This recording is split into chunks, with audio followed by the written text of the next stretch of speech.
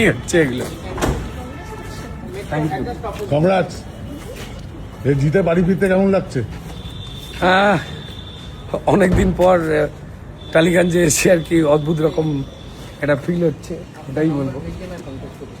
ওই আর কি যেটা হয় আর এক বাড়ি থেকে আর এক বাড়িতে আসা, মানে পুরনো বাড়ি থেকে আবার নতুন বাড়িতে আসা, এই আর কি অন্যরকম লাগছে।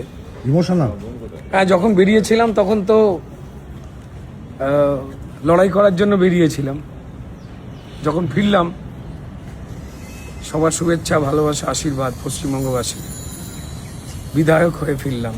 মানে এটা একটা বড় দায়িত্ব। প্রচুর মানুষের আশা রয়েছে, অনেক কাজ বাকি, সেগুলো করতে হবে। দেখা যাক দল কি দায়িত্ব দেয়। এই মুহূর্তে বাবা মাকে মিস করছেন? ভয়ঙ্কর রকম।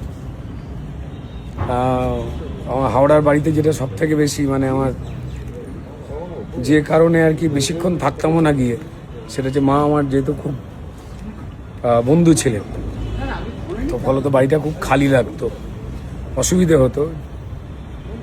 জাতুতো খুঁড়তুতো ভাইরা রয়েছে, বোনেরা রয়েছে, তাদের সঙ্গেই ওই কিছু কথাবার্তা বাস, তারপর মন খারাপ লাগতো।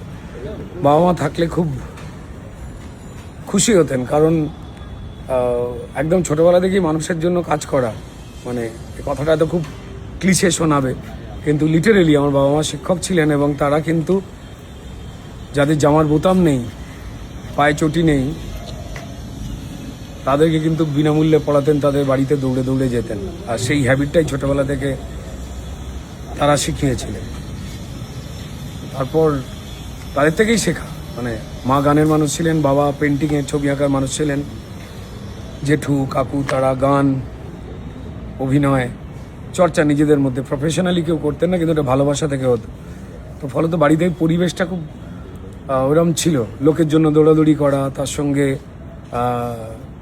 শিক্ষক ফ্যামিলি, অধিকাংশই ডাক্তার শিক্ষক, এইরকম সায়েন্টিস্ট ছিলেন কাকা। তো এবার তার সঙ্গে সঙ্গে লোকের জন্য দৌড়াদৌড়ি করা। এবার সেই মাটি থেকে যখন কাজ করবার সুযোগ দিল দল, সেখানে মানুষেরই কথা বললাম, এবং আমার প্রতিবেশীদের, তারা কেউ ভোটার ছিলেন না আমার কাছে। এই জয়টা আমার প্রতিবেশীদের জয়, এর বাইরে আর কিচ্ছু নয়।